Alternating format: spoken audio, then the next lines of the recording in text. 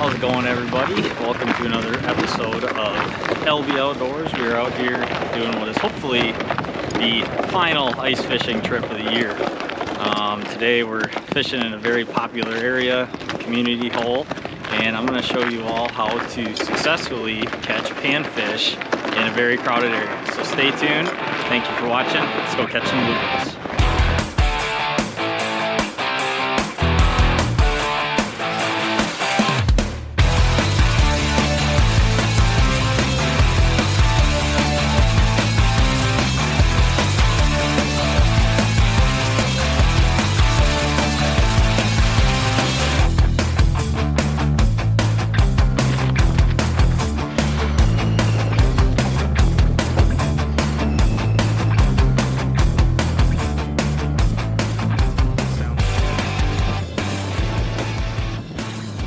Alright, probably not what you expected to see. We had some audio issues with our video here today. Unfortunately, using a media mod once in a while, the microphone that I use doesn't decide to work well, and I wasn't checking it.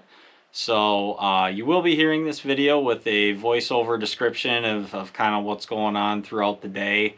So I apologize for that, but regardless, it was a great last day to be on the ice, and I hope you all enjoy it. So let's get to some fish catches. So as you can see, this is a very popular spot, crowded area, like I said, lots of people out fishing on this day. And the first thing that I really like to do is just to get away from the crowd. Start by getting 20 to 50 yards away, drill a bunch of holes, and start fishing.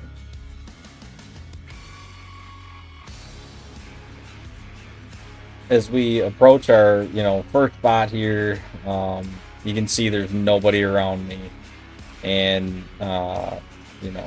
drop right down in here, about 5 feet of water, and pretty instantaneously, we get bit.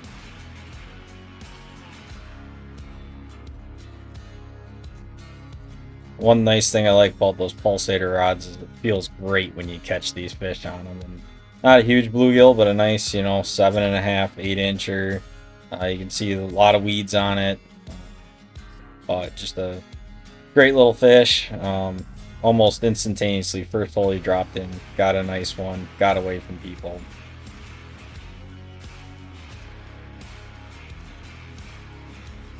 Again, moving around is so important. I like to hole hop quite a bit. And that's really key to being successful out here, is moving around, finding where there's groups of fish, drilling more holes. You're always on the move, and that's really a key to success when you're trying to get away from the crowds in these popular spots. Again, not a big fish, but just another solid 7.5, 8-inch bluegill. Just real nice fish.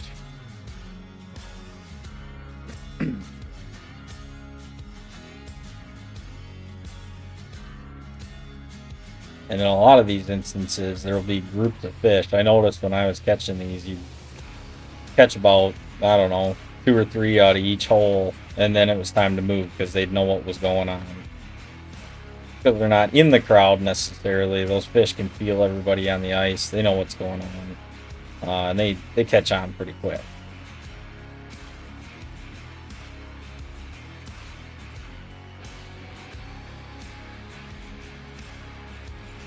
The other thing that is nice about fishing with these long rods is you can stand further away from the hole. You're not right on top of it. I think those fish can, sometimes on a sunny day like this, even notice your shadow above them. And again, that just helps, your stealthiness, being further away from them instead of right on top of them.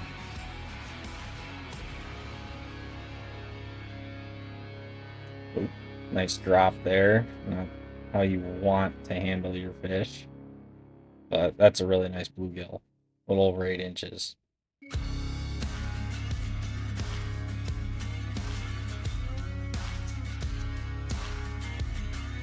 Again, same hole, next drop, caught another one. Obviously not nearly as big, but again, multiple fish in the same hole moving around.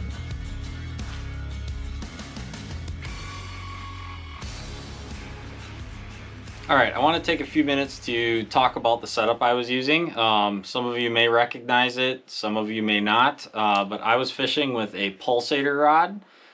You can purchase these either online, or I'd really encourage everyone to support their local tackle shops. I bought this at Dick Smith's Bait and Tackle in Delafield. They are by far one of the best tackle shops around. But pulsator rods, this is essentially long rod fishing. You use them when you're in shallow water, and the advantage of these is that you can set how much line is out, and what that allows you to do is go from hole to hole, and you never have to constantly be wondering how far you're dropping down. So you can be really efficient on the ice. And when you're fishing shallow water like we were in like 5 or 6 feet, it's really beneficial to just go hole to hole and just drop your bait down, and never have to worry about, you know, checking how far down it is. And you can kind of let the fish tell you where they're at in the water column.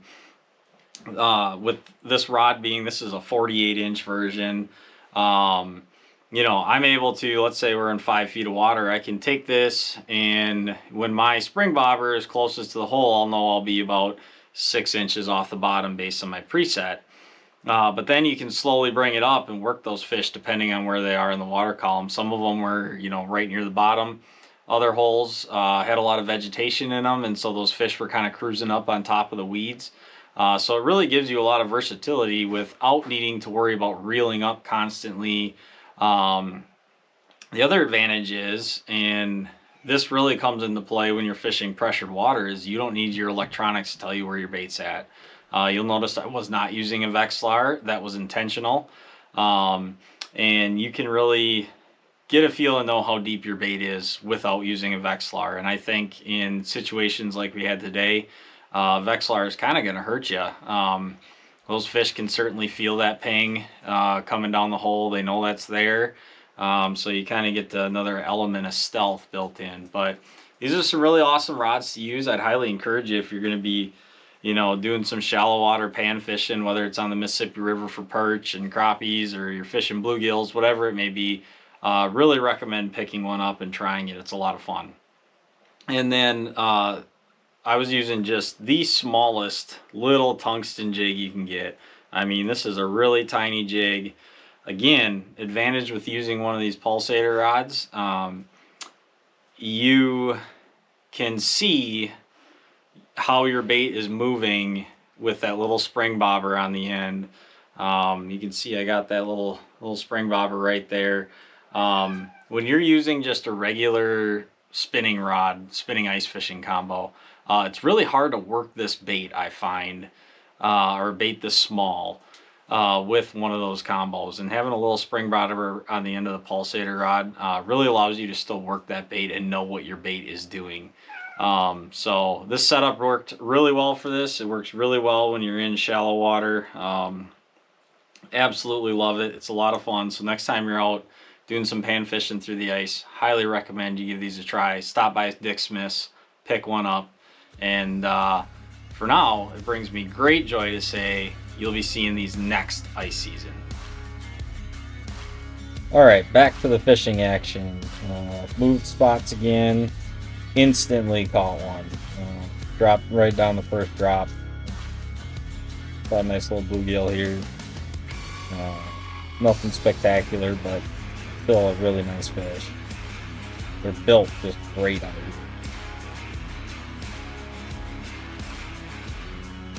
Same hole, next drop. Worked it. Got that one. Again, you'll notice it's kind of fun with the pulsators. You can just, once you set the hook, you just kind of hold those fish there, and it's just a different fight than if you were using a traditional spinning rod. I find it a lot of fun.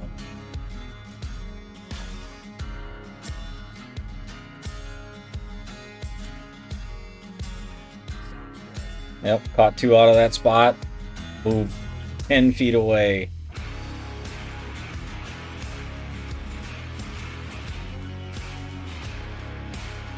Again, you're seeing this first drop just after moving. You know, it doesn't take long and you get bit again.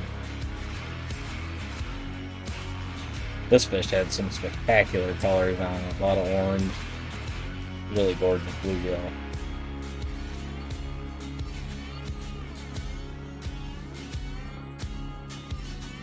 Look at that orange belly on that thing. Just gorgeous.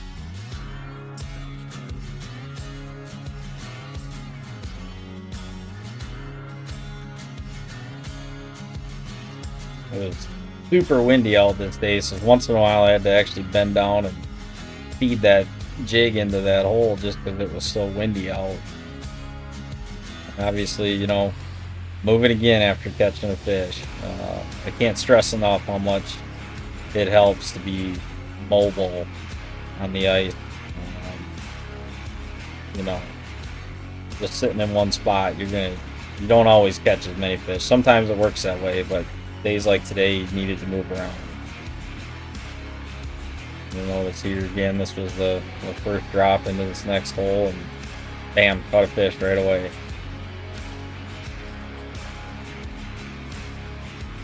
Pretty nice bluegill right here. That was definitely a 8+ inch, or maybe 8.5. Again, beautiful fish. Absolutely choked that jig too. You can barely see it. One of the reasons I like using those super tiny tungsten jigs when you're fishing these pressured fish is it doesn't take a whole lot of them for those fish to just suck those little jigs in, and your hookup percentage is typically a lot better. Again, caught that big one, moved, and here we hook up right away. Another really nice bluegill. Again, probably that 8¼ inch glass and 8.5. I don't know if you're noticing, but one of the common themes, you see me pull a lot of weeds off every time I catch a fish. In this hole right here, there's a lot of weeds right around where I drilled. And a lot of people, if there's, you know, a bunch of weeds when they drill, they don't fish those holes. And quite frankly, that those are some of the best holes to fish, and you know, you can catch more. Those fish feel comfortable. Again, beautiful, beautiful blue. Alright everybody, I want to thank you again for tuning in this week to LB Outdoors. I hope you enjoyed this last ice fishing episode. We will definitely be out starting to hit some trout again here soon, and we will have the Lund ready to go hopefully here by the middle of April. So thanks again for watching, and remember, it is never a bad day to go fishing. Let's try it.